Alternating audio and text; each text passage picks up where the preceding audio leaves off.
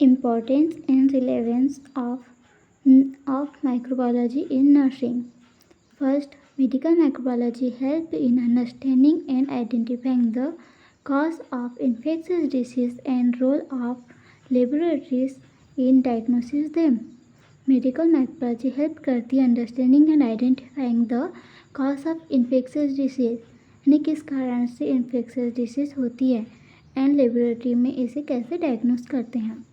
Then second है medical microbiology help in understanding the various mode of transmission or spread of infection, source of infection and procedure to control the spread of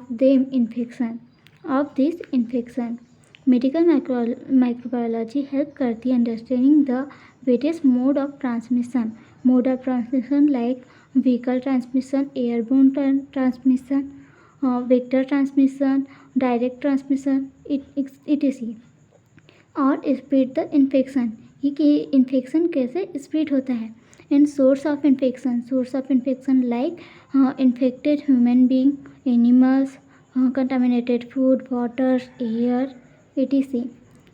and procedure control to spread.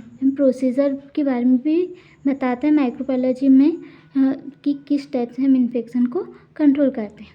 Then third, medical microbiology help in understanding the treatment strategies for specific disease.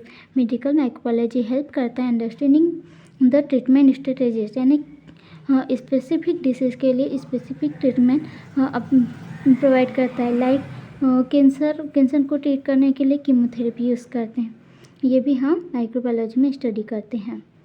Then है fourth, medical microbiology help in understanding the various mode of transmission, यानी various mode of transmission को understanding करने के लिए microbiology help करती है. Then fifth, medical microbiology help in understanding the role of our immune system in defying various infection. Medical microbiology help करती है understanding the role of body immune system.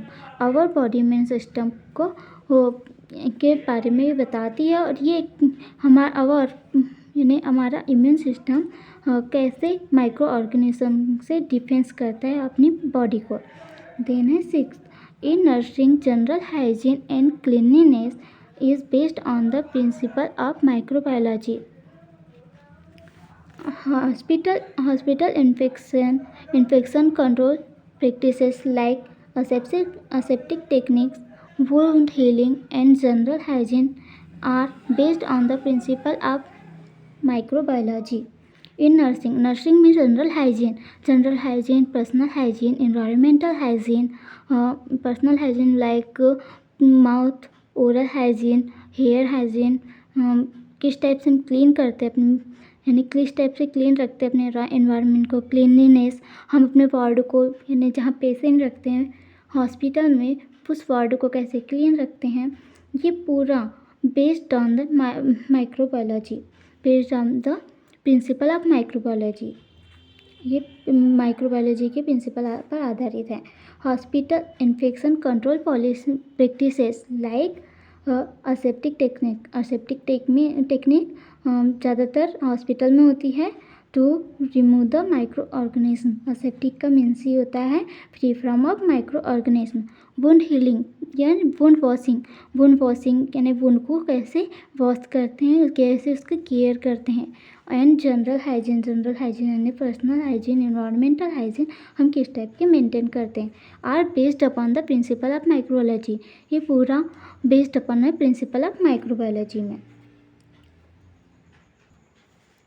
7th point, disposal of hospital waste is again based upon the principle of microbiology.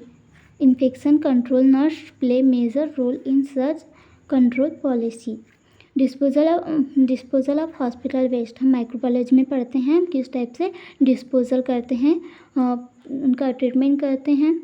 Like हम जो plastic material उसे red box में डालते हैं, and anatomical waste हम yellow bag में डालते हैं. इस टाइप से हम हॉस्पिटल जो वेस्ट है उसको बोलेंगे वेस्ट मैनेजमेंट, वो किस टाइप से करते हैं. ये पूरा प्रिंसिपल ऑफ माइक्रोबायोलॉजी में पर आधारित है। Infection control nurse play major role. Infection control में नर्स अपना महत्वपूर्ण योगदान देती है। इसे ही कंट्रोल पॉलिसीज कहते हैं।